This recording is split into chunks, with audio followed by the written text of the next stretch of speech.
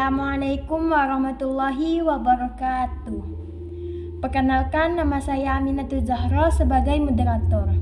Di sini saya akan mempresentasikan tentang kehidupan ekonomi Indonesia pada masa demokrasi liberal. Persilakan pemateri 1. Assalamualaikum warahmatullahi wabarakatuh. Perkenalkan, nama saya Aulia Putri sebagai pemateri 1. Pada masa demokrasi liberal tahun 1956 atau 1960, perkembangan di ekonomi menunjukkan produktivitas yang sangat rendah karena adanya kerusakan parah yang terjadi pada masa pendudukan Jepang dan masa revolusi nasional. Adanya proses rehabilitas pertama pada bidang perkebunan menunjukkan ada peningkatan dan produksi, namun waktu itu sangat disayangkan meskipun ada proses rehabilitas tetapi mengalami kevakuman pada tahun 1957 hingga tahun 1958 dikarenakan oleh adanya masalah yang berhubungan dengan perusahaan milik Belanda dan adanya pemberontakan PRRI dan Permesta. Cukup. Persilakan pemateri 2. Assalamualaikum warahmatullahi wabarakatuh. Perkenalkan, nama saya Vanessa Octavia. Di sini saya sebagai pemateri 2. Pada masa demokrasi liberal, kabinet yang berkuasa itu antara lain Kabinet Burhanuddin Harah pada bulan Agustus 1905 sampai 1956. Kabinet Ali Sastroamidjojo II pada bulan April 1956 sampai 1957. Kabinet Juanda pada bulan Maret 1957 sampai Agustus 1959.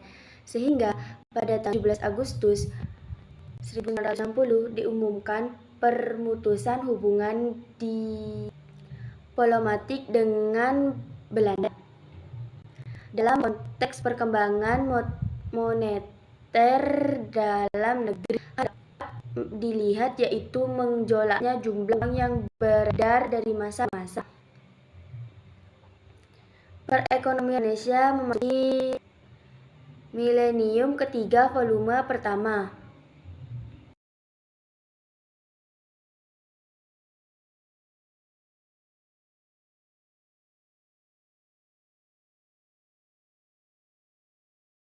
Dampak kewajiban ini, ketimpangan sosial antara perusahaan perbumi dengan perusahaan non-perbumi.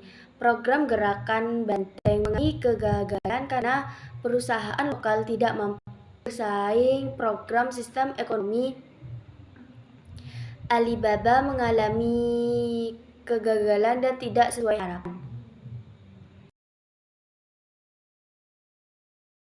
Persilakan pemateri 3. Assalamualaikum warahmatullahi wabarakatuh. Perkenalkan, nama saya Fitratina Jiza. Saya sebagai pemateri 3. Rumus masalah ekonomi. Tingginya jumlah mata uang yang beredar meningkatkan biaya hidup. Pertambahan jumlah penduduk dengan tingkat hidup yang rendah. Ekspor lesu. Pendapatan negara merosot. Gejolak politik yang menghambat pembangunan. Persilakan pemateri 4. Assalamualaikum warahmatullahi wabarakatuh. Saya Prilia Meditama sebagai pemateri 4. Faktor di antara ketidakstabilan politik. Ketidakstabilan politik adalah yang disebabkan oleh jatuh penggunaannya kabinet berdampak pada ketidakperlanjutan program. Beban ekonomi dan keuangan yang besar Indonesia menanggung beban ekonomi dan keuangan yang cukup besar setelah pengakuan kedaulatan oleh Belanda pada 27 Desember 1949. Dominasi perdagangan Tionghoa dan perusahaan asing. Aktivitas perekonomian didominasi para pedagang Tionghoa dan banyak perusahaan asing. Perusahaan Indonesia perekonomian yang ditimpa mewariskan perekonomian yang timpang di mana yang berkuasa yang menguasai sumber daya. Cukup sekian.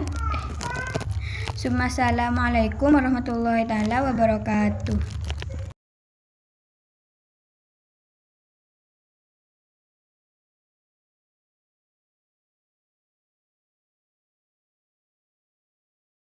Cukup sekian presentasi dari saya. Assalamualaikum warahmatullahi wabarakatuh.